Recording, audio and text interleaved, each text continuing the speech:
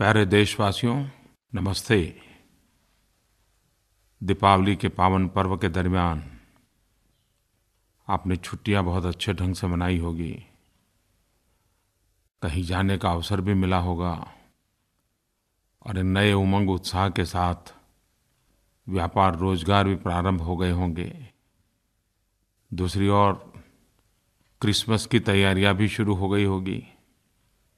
समाज जीवन में उत्सव का अपना एक महत्व होता है। कभी उत्सव घाव भरने के लिए काम आते हैं तो कभी उत्सव नई ऊर्जा देते हैं। लेकिन कभी-कभी उत्सव के इस समय में जब संकट आ जाए तो ज़्यादा पीड़ादायक हो जाता है और पीड़ादायक लगता है। दुनिया के हर कोने में से लगातार प्राकृतिक आपदा की खबरें आया ही करती हैं और न कभी सुना हो न कभी सोचा हो, ऐसी प्राकृतिक आपदाओं की खबरें आती रहती हैं। जलवायु परिवर्तन का प्रभाव कितना तेजी से बढ़ रहा है, यह हम लोग अनुभव कर रहे हैं।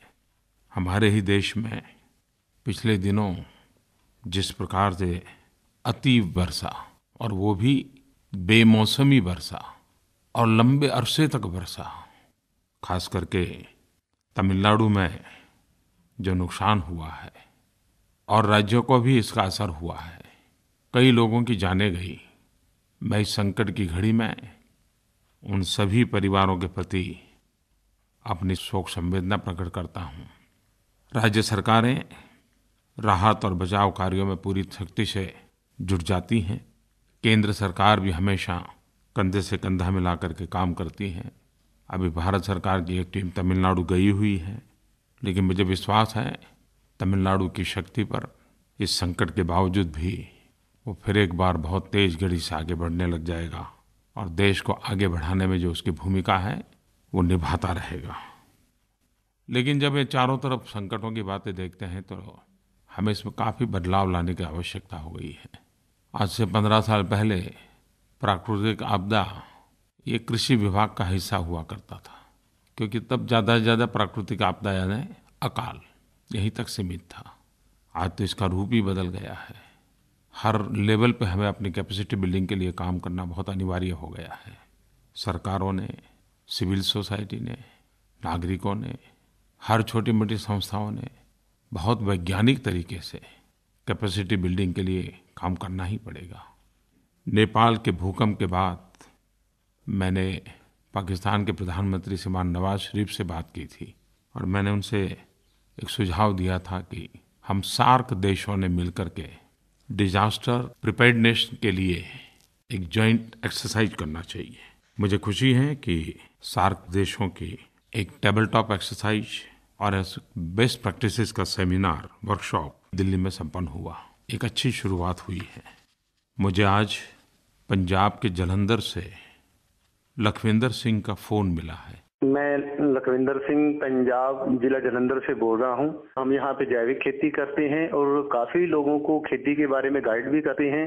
मेरा एक सवाल है कि जो ये खेतों को लोग आग लगाते हैं, पुआल को या गेहूं के नाड़ को, कैसे इनको लोगों को गाइड किया जाए कि ये धरती माँ को जो सूक्ष्म जीवाणु हैं उनका कितना खराब कर रहे हैं, और जो ये प्रदूषण हो रहा है दिल्ली में, हरियाणा में, पंजाब में, इससे कैसे राहत मिले।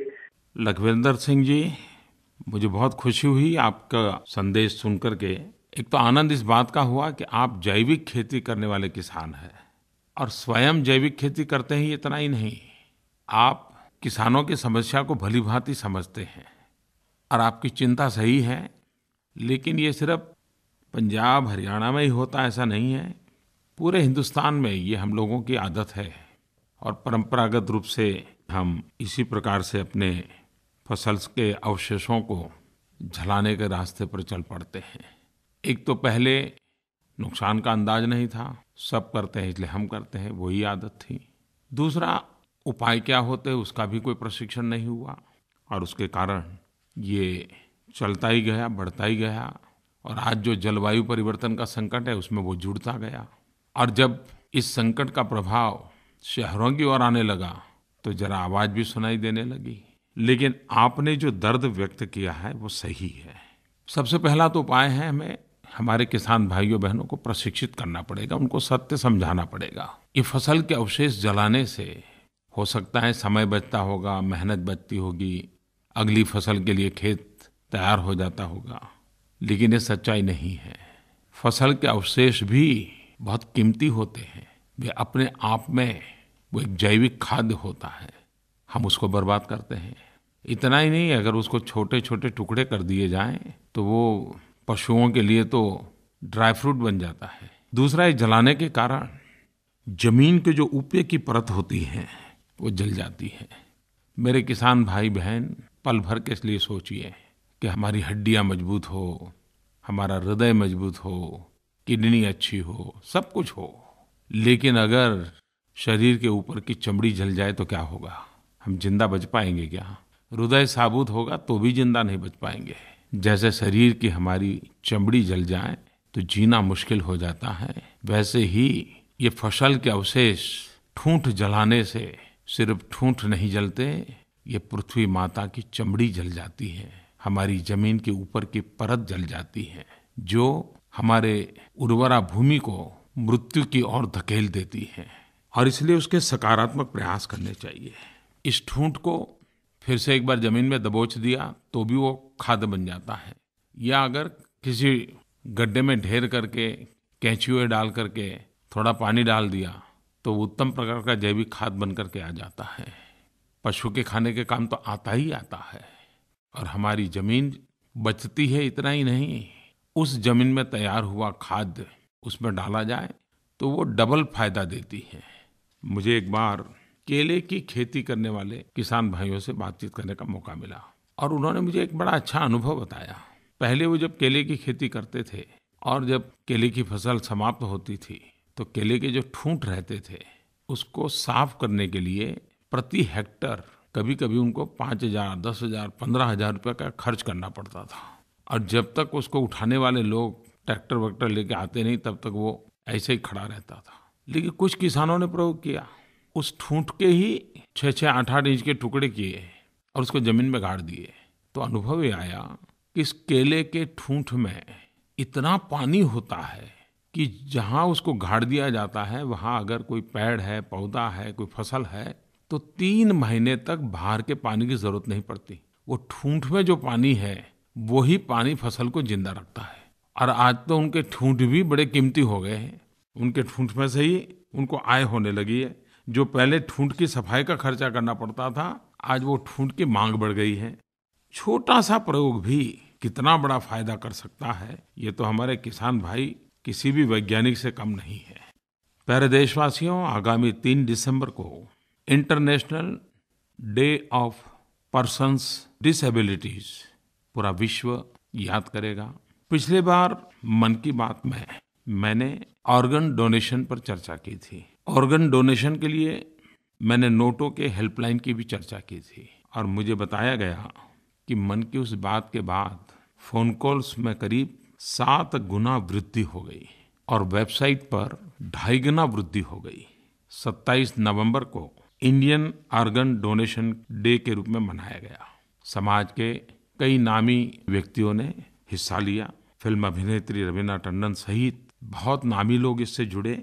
ऑर्गन डोनेशन मूल्यवान जिंदगियों को बचा सकता है। अंगदान एक प्रकार से अमरता लेकर के आ जाता है। एक शरीर से दूसरे शरीर में जब अंग जाता है तो उस अंग को नया जीवन मिल जाता है, लेकिन उस जीवन को नई जिंदगी मिल जाती है। इससे बड़ा सर्वोत्तम दान क्या हो सकता है। ट्रांसप्लांट के लिए इंतजार कर रहे मरीजों, ऑर्गन डोनेशंस, ऑर्गन ट्रांसप्लांटेशन की एक नेशनल रजिस्ट्री 27 नवंबर को लॉन्च कर दी गई है। नोटो का लोगो, डोनर कार्ड और स्लोगन डिजाइन करने के लिए mygov.in के द्वारा एक नेशनल कंपटीशन रखी गई और मेरे लिए ताज्जुब था कि इतने लोगों ने इसका हिस्सा लिया, इतने इनोवेटिव वे में और बड़ी संवेदना के साथ बातें बताई। मुझे विश्वास है कि इस क्षेत्र पर भी व्यापक जागरूकता बढ़ेगी और सच्चे अर्थ में जरूरतमंद को उत्तम से उत्तम मदद मिलेगी, क्योंकि ये मदद कहीं से और से नहीं मिल सकती जब तक कि कोई दान न करे। जैसे मैंने पहले बताया, 3 दिसंबर विकलांग दिवस के रूप में मनाया जाता है। शारीरिक और मानसिक रूप से विकलांग वे भी एक अप्रतिम साहस और सामर्थ्य के धनी होते हैं। कभीकभी पीड़ा तब होती है जब कहीं कभी उनका उपहास हो जाता है, कभीकभार करुणा और दया का भाव प्रकट किया जाता है। लेकिन अगर हम हमारी दृष्टि बदलें, उनकी ओर देखने का नज़रिया बदलें, तो ये लोग हमें जीने की प्रेरणा दे सकते हैं, कुछ कर गुजरने की प्रेरणा दे सकते हैं। हम छोटी सी भी मुसीबत आ जाए तो रोने के लिए बैठ जाते हैं, तब याद आता है कि मेरा तो संकट बहुत छोटा है, ये कैसे गुजारा करता है, ये कैसे जीता है, कैसे काम करता है। और इसलिए ये सब हमारे लिए प्रेरणा के स्रोत है। उनकी संकल्प शक्ति, उनका जीवन के साथ जूझने का तरीका और संकट को भी सामर्थ्य में परिवर्तित कर देने की उनकी ललक काबिल-ए-दाद होती है। जावेद अहमद, मैं आज उनकी बात बताना चाहता हूँ। 40-42 साल की उम्र है। 1996 कश्मीर में जावेद अहमद को आतंकवादियों ने गोली मार दी थी। वे आतंकियों के शिकार हो गए, लेकिन बच गए। लेकिन आतंकवादियों की गोलियों के कारण किडनी गंवा दी, इंटेस्टाइन और आंत का एक हिस्सा खो दिया, सीरियस नेचर की स्पाइनल इंजरी हो गई। अपने पैरों पर खड़े होने का सामर्थ्य हमेशा हमेशा के लिए चला गया। लेकिन जावेद अहमद ने हार नहीं मानी। आतंकवाद की चोट भी उनको चित्त नहीं कर पाई, उनका अपना जज्बा। लेकिन सबसे बड़ी बात यह है, बिना कारण एक निर्दोष इंसान को इतनी बड़ी मुसीबत झेलनी पड़ी हो, जवानी खतरे में पड़ गई हो, लेकिन न कोई आक्रोश, न कोई रोष। इस संकट को भी जावेद अहमद ने संवेदना में बदल दिया। उन्होंने अपने जीवन को समाज सेवा में अर्पित कर दिया। शरीर साथ नहीं देता है, लेकिन 20 साल से वे बच्चों की पढ़ाई में डूब गए हैं। शारीरिक रूप से विकलांग लोगों के लिए इंफ्रास्ट्रक्चर में सुधार कैसे आए, सार्वजनिक स्थानों पर, सरकारी दफ्तरों में विकलांग के लिए व्यवस्थाएं कैसे विकसित की जाए, उस पर वो काम कर रहे हैं। उन्होंने अपनी पढ़ाई भी उसी दिशा में ढाल दी। उन्होंने सोशल वर्क में मास्टर डिग्री ले ली और एक समाज सेवक के रूप में, एक जागरूक नागरिक के नाते विकलांगों के मसीहा बन करके वे आज एक साइलेंट रिवॉल्यूशन कर रहे हैं। क्या जावेद का जीवन हिंदुस्तान के हर कोने में हमें प्रेरणा देने के लिए काफ़ी नहीं है क्या? मैं जावेद अहमद के जीवन को, उनकी इस तपस्या को और उनके समर्पण को 3 दिसंबर को विशेष रूप से याद करता हूँ। समय अभाव में भले ही मैं सिर्फ जावेद की बात कर रहा हूँ, लेकिन हिंदुस्तान के हर कोने में ऐसे प्रेरणा के दीप जल रहे हैं, जीने की नई रोशनी दे रहे हैं, रास्ता दिखा रहे हैं। 3 दिसंबर ऐसे सब हर किसी से याद करके उनसे प्रेरणा पाने का अवसर है। हमारा देश इतना विशाल है, बहुत सी बातें होती हैं जिसमें हम सरकारों पर डिपेंडेंट होते हैं। मध्यम वर्ग का व्यक्ति हो, निम्न मध्यम वर्ग का व्यक्ति हो, गरीब हो, दलित, पीड़ित, शोषित, वंचित, उनके लिए तो सरकार के साथ, सरकारी व्यवस्थाओं के साथ लगातार संबंध आता है। और एक नागरिक के नाते जीवन में कभी न कभी तो किसी न किसी सरकारी बाबू से बुरा अनुभव आता ही आता है। और वो एकाध बुरा अनुभव जीवन भर हमें सरकारी व्यवस्था के प्रति देखने का हमारा नजरिया बदल देता है। उसमें सच्चाई भी है, लेकिन कभी-कभी इसी सरकार में बैठे हुए लाखों लोग सेवा भाव से, समर्पण भाव से ऐसे उत्तम काम करते हैं जो कभी हमारे नज़र में नहीं आते। कभी हमें पता भी नहीं होता है, क्योंकि उतना सहज होता है कि हमें पता ही नहीं होता है कि कोई सरकारी व्यवस्था, कोई सरकारी मुलाजिम ये काम कर रहा है। हमारे देश में आशा वर्कर, जो पूरे देश में एक नेटवर्क है। हम भारत के लोगों के बीच में कभी-कभी आशा वर्कर के संबंध में चर्चा न मैंने सुनी है, न आपने सुनी होगी। लेकिन मुझे जब बिल गेट फाउंडेशन के विश्व प्रसिद्ध परिवार एंटरप्रेन्योर के रूप में दुनिया में उनकी सफलता एक मिसाल बन चुकी है, ऐसे बिल गेट्स और मिलिंडा गेट्स, उन दोनों को हमने जॉइंट पद्म भूषण दिया था पिछली बार। वे भारत में बहुत सामाजिक काम करते हैं। उनका अपना निवृत्ति का समय और जीवन भर जो कुछ भी कमाया है, गरीबों के लिए काम करने में खपा रहे हैं। वे जब भी आते हैं, मिलते हैं, और जिन जिन आशा वर्करों के साथ उनको काम करने का अवसर मिला है, उनकी इतनी तारीफ करते हैं, उतनी तारीफ करते हैं, और उनके पास कहने के लिए इतना होता है कि ये आशा वर्कर को क्या समर्पण है, कितनी मेहनत करते हैं, नया नया सीखने के लिए कितना उत्साह होता है, ये सारी बातें वो बताते हैं। पिछले दिनों उड़ीसा गवर्नमेंट ने एक आशा वर्कर का स्वतंत्रता दिवस पर विशेष सम्मान किया। उड़ीसा के बालासोर जिले का एक छोटा सा गांव, तेंदा गांव, ये आशा कार्यकर्ता, और वहाँ की सारी जनसंख्या शेड्यूल ट्राइब की है, अनुसूचित जनजातियों से के ही वहाँ लोग हैं, गरीबी है, और मलेरिया से प्रभावित क्षेत्र है। और इस गांव की एक आशा वर्कर जमुना मणि सिंह, उसने ठान ली कि अब मैं इस तेंदा गांव में मलेरिया से किसी को मरने नहीं दूंगी। वो घर घर जाना, छोटे सा भी बुखार की खबर आ जाए तो पहुंच जाना, उसको जो प्राथमिक व्यवस्थाएं सिखाई गई हैं उसके आधार पर उपचार के लिए लग जाना, हर घर कीटनाशक मच्छरदानी का उपयोग करे, उस पर बल देना, जैसे अपना ही बच्चा ठीक से सो जाए और जितनी केयर करनी चाहिए, वैसे आशा वर्कर जमुना मणि सिंह पूरा गांव मच्छरों से बच के रहे, इसके लिए पूरे समर्पण भाव से काम करती रहती हैं। और उसने मलेरिया से मुकाबला किया, पूरे गांव को मुकाबला करने के लिए तैयार किया।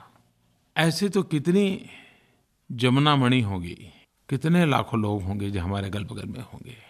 हम थोड़ा सा उनकी तरफ एक आदर भाव से देखेंगे, ऐसे लोग हमारे देश की कितनी बड़ी ताकत बन जाते हैं, समाज के सुख दुख के कैसे न बड़े साथी बन जाते हैं। मैं ऐसे सभी आशा वर्करों को जमुना मणि के माध्यम से उनका गौरवगान करता हूँ। मेरे प्यारे नौजवान मित्रों, मैंने खास युवा पीढ़ी के लिए जो कि इंटरनेट पर सोशल मीडिया में एक्टिव है, माईगोव, उस पर मैंने 3 ई बुक रखी हैं। एक ई बुक है स्वच्छ भारत की प्रेरक घटनाओं को लेकर के, सांसदों के आदर्श ग्राम के संबंध में, और हेल्थ सेक्टर के संबंध में, स्वास्थ्य के संबंध में।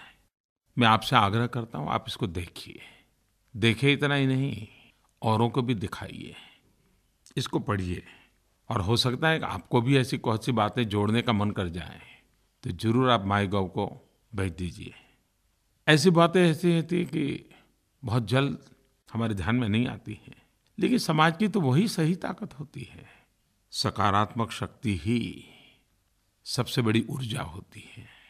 आप भी अच्छी घटनाओं को शेयर करें, इन ई बुक्स को शेयर करें, ई बुक्स पर चर्चा करें, और अगर कोई उत्साही नौजवान इन ई बुक को लेकर के अड़ोस पड़ोस की स्कूलों में जाकर के 8वीं 9वीं 10वीं कक्षा के बच्चों को बताएं कि देखो भाई, ऐसा यहाँ हुआ, ऐसा वहाँ हुआ, तो आप सच्चे अर्थ में एक समाज शिक्षक बन सकते हैं। मैं आपको निमंत्रण देता हूँ, आइए राष्ट्र निर्माण में आप भी जुड़ जाइए। मेरे प्यारे देशवासियों, पूरा विश्व जलवायु परिवर्तन से चिंतित है। क्लाइमेट चेंज, ग्लोबल वार्मिंग, डगर डगर पर उसकी चर्चा भी है, चिंता भी है, और हर काम को अब करने से पहले एक मानक के रूप में इसको स्वीकृति मिलती जा रही है। पृथ्वी का तापमान अब बढ़ना नहीं चाहिए, ये हर किसी की जिम्मेवारी भी है, चिंता भी है। और तापमान से बचने का एक सबसे पहला रास्ता है ऊर्जा की बचत, एनर्जी कंजर्वेशन। 14 दिसंबर नेशनल एनर्जी कंजर्वेशन दिवस है। सरकार की तरफ से कई योजनाएं चल रही हैं। एलईडी बल्ब की योजना चल रही है। मैंने एक बार कहा था कि पूर्णिमा की रात को स्ट्रीट लाइट बंद करके, अंधेरा करके घंटे भर पूर्ण चाँद की रोशनी में नहाना चाहिए, उस चाँद की रोशनी का अनुभव करना चाहिए। एक किसी मित्र ने मुझे एक लिंक भेजा था देखने के लिए, और मुझे उसको देखने का अवसर मिला तो मन कर गया कि मैं आपके भी ये बात बताऊं। वैसे इसकी क्रेडिट तो जी न्यूज़ को जाती है, क्योंकि वो लिंक जी न्यूज़ का था। कानपुर में नूरजहां करके एक महिला, टीवी पर से लगता नहीं है कि वो ज़्यादा उसको पढ़ने का सौभाग्य मिला होगा, लेकिन एक ऐसा काम वो कर रही है जो शायद किसी ने सोचा ही नहीं होगा। वे सोलर ऊर्जा से सूर्य शक्ति का उपयोग करते हुए गरीबों को रोशनी देने का काम कर रही है। वो अंधेरे से जंग लड़ रही है और अपने नाम को रोशन कर रही है।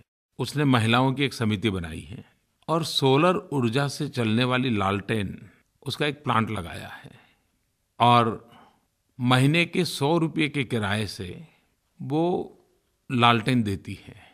लोग शाम को लालटेन ले जाते हैं, सुबह आकर के फिर चार्जिंग के लिए दे जाते हैं और बहुत बड़ी मात्रा में, करीब मैंने सुना है 500 घरों में लोग आते हैं, लालटेन ले जाते हैं। रोज का करीब 3-4 रुपये का खर्च होता है, लेकिन पूरे घर में रोशनी रहती है। और ये नूरजहां उस प्लांट में सोलर एनर्जी से ये लालटेन को रिचार्ज करने का दिन भर काम करती रहती है। अब देखिए, जलवायु परिवर्तन के लिए विश्व के बड़े-बड़े लोग क्या-क्या करते होंगे, लेकिन एक नूरजहां शायद हर किसी को प्रेरणा दे ऐसा काम कर रही है। और वैसे भी नूरजहां का तो मतलब ही है संसार को रोशन करना। इस काम के द्वारा रोशनी फैला रही है। मैं नूरजहां को बधाई देता हूँ और मैं जीटीवी को भी बधाई देता हूँ, क्योंकि उन्होंने कानपुर के एक छोटे से कोने में चल रहा इस काम देश और दुनिया के सामने प्रस्तुत कर दिया। बहुत बहुत बधाई। मुझे उत्तर प्रदेश के श्रीमान अभिषेक कुमार पांडे ने फ़ोन किया है। जी नमस्कार, मैं अभिषेक कुमार पांडे बोल रहा हूँ गोरखपुर से। बतौर एंटरप्रेन्योर मैं आज यहाँ वर्किंग हूँ। प्रधानमंत्री जी को मैं बहुत ही बधाइयाँ देना चाहूंगा कि उन्होंने एक कार्यक्रम शुरू किया है, मुद्रा बैंक। हम प्रधानमंत्री जी से जानना चाहेंगे कि जो भी ये मुद्रा बैंक चल रहा है, इसमें किस तरह से हम जैसे एंटरप्रेन्योर्स, उद्यमियों को सपोर्ट किया जा रहा है, सहयोग किया जा रहा है। अभिषेक जी धन्यवाद। गोरखपुर से आपने मुझे जो संदेश भेजा, प्रधानमंत्री मुद्रा योजना, फंड द अनफंडेड, जिसको धनराशि नहीं मिलती है उनको धनराशि मिले। और मकसद है, अगर मैं सरल भाषा में समझाऊं तो 3 E's, 3 E, enterprise, earning, empowerment. मुद्रा एंटरप्राइज को एनकरेज कर रहा है, मुद्रा अर्निंग के अवसर पैदा करता है और मुद्रा सच्चे अर्थ में एम्पावर करता है। छोटे छोटे उद्यमियों को मदद करने के लिए ये मुद्रा योजना चल रही है। वैसे मैं जिस गति से जाना चाहता हूँ वो गति तो अभी आनी बाकी है, लेकिन शुरुआत अच्छी हुई है। इतने कम समय में करीब 66 लाख लोगों को 42,000 करोड़ रुपया प्रधानमंत्री मुद्रा योजना से उन लोगों को मिला, धोबी हो, नाई हो, अखबार बेचने वाला हो, दूध बेचने वाला हो, छोटे छोटे कारोबार करने वाले लोग। और मुझे तो खुशी इस बात की हुई कि करीब इन 66 लाख में 24 लाख महिलाएं हैं और ज़्यादातर ये मदद पाने वाले SC, ST, OBC इस वर्ग के लोग हैं जो खुद मेहनत करके अपने पैरों पर सम्मान से परिवार को चलाने का प्रयास करते हैं। अभिषेक ने तो खुद ने अपने उत्साह की बात बताई है। मेरे पास भी काफ़ी कुछ खबरें आती रहती हैं। मुझे अभी किसी ने बताया कि मुंबई में कोई शैलेश भोंसले करके हैं, उन्होंने मुद्रा योजना के तहत बैंक से उनको 8.5 लाख रुपयों का कर्ज मिला और उन्होंने सीवेज ड्रेन सफाई का बिजनेस शुरू किया। मैंने स्वच्छता अभियान के संबंध में कहा था कि स्वच्छता अभियान ऐसा है कि जो नए एंटरप्रेन्योर तैयार करेगा, और शैलेश भोंसले ने कर दिखाया। वे एक टैंकर लाए हैं, उस काम को कर रहे, और मुझे बताया गया कि इतने कम समय में 2 लाख रुपया तो उन्होंने बैंक को वापस भी कर दिया। आखिरकार हमारा मुद्रा योजना के तहत यही इरादा है। मुझे भोपाल की ममता शर्मा के विषय में किसी ने बताया कि उसको ये प्रधानमंत्री मुद्रा योजना से बैंक से 40,000 रुपया मिले। वो बटुआ बनाने की काम कर रही है और बटुआ बनाती है, लेकिन पहले वो ज़्यादा ब्याज से पैसे लाती थी और बड़ी मुश्किल से कारोबार को चलाती थी। अब उसको अच्छी मात्रा में एक साथ रुपये हाथ आने के कारण उसने आपके काम को और अधिक अच्छा बना दिया। और पहले जो अतिरिक्त ब्याज के कारण और कारणों से उसको जो अधिक खर्चा होता था, इन दिनों ये पैसे उसके हाथ में आने के कारण हर महीना करीब 1,000 रुपये ज़्यादा बचने लग गया और उनके परिवार को एक अच्छा व्यवसाय भी धीरे धीरे पनपने लग गया। लेकिन मैं चाहूँगा कि योजना का और प्रचार हो, हमारी सभी बैंक और ज़्यादा संवेदनशील हो और ज़्यादा से ज़्यादा छोटे लोगों को मदद करें। सचमुच में देश की इकोनॉमी को यही लोग चलाते हैं। छोटा छोटा काम करने वाले लोग ही देश के अर्थ का आर्थिक शक्ति होते हैं और हम उसी को बल देना चाहते हैं। अच्छा हुआ है लेकिन और अच्छा करना है। मेरे प्यारे देशवासियों, 31 अक्टूबर सरदार पटेल की जयंती के दिन मैंने एक भारत श्रेष्ठ भारत की चर्चा की थी। ये चीज़ें होती हैं वो समाज जीवन में निरंतर जागरूकता बनी रहनी चाहिए। राष्ट्रयाम जागरयाम भयम, eternal vigilance is the price of liberty. देश की एकता, ये संस्कार सरिता चलती रहनी चाहिए।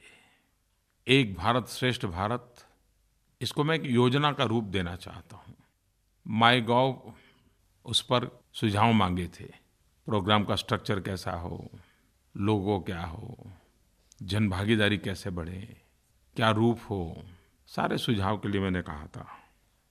मुझे बताया गया कि काफ़ी सुझाव आ रहे हैं, लेकिन मैं और अधिक सुझाव की अपेक्षा करता हूँ। बहुत स्पेसिफिक स्कीम की अपेक्षा करता हूँ। और मुझे बताया गया कि इसमें हिस्सा लेने वालों को सर्टिफिकेट मिलने वाला है, कोई बड़े-बड़े प्राइज़ भी घोषित किए गए हैं। आप भी अपना क्रिएटिव माइंड लगाइए। एकता, अखंडितता के इस मंत्र को, एक भारत श्रेष्ठ भारत इस मंत्र को एक-एक हिंदुस्तानी को जोड़ने वाला कैसे बना सकते हैं? कैसी योजना हो, कैसा कार्यक्रम हो, जानदार भी हो, शानदार भी हो, प्राणवान भी हो और हर किसी को जोड़ने के लिए सहज सरल हो। सरकार क्या करे, समाज क्या करे, सिविल सोसाइटी क्या करे, बहुत सी बातें हो सकती हैं। मुझे विश्वास है कि आपके सुझाव जरूर काम आएंगे। तो मेरे प्यारे भाइयों बहनों, ठंड का मौसम शुरू हो रहा है, लेकिन ठंड में खाने का तो मज़ा आता ही आता है, कपड़े पहनने का मज़ा आता है, लेकिन मेरा आग्रह रहेगा व्यायाम कीजिए। मेरा आग्रह रहेगा शरीर को तंदुरुस्त रखने के लिए जरूर कुछ न कुछ समय ये अच्छे मौसम का उपयोग व्यायाम, योगा, उसको लोग जरूर करेंगे। और परिवार में ही माहौल बनाएं। परिवार का एक उत्सव ही हो, 1 घंटा सब मिलकर के ही करना है। आप देखिए कैसी चेतना आ जाती है और पूरे दिन भर शरीर कितना साथ देता है। तो अच्छी मौसम है तो अच्छी आदत भी हो जाए। मेरे प्यारे देशवासियों को फिर एक बार बहुत बहुत शुभकामनाएं। जय हिंद।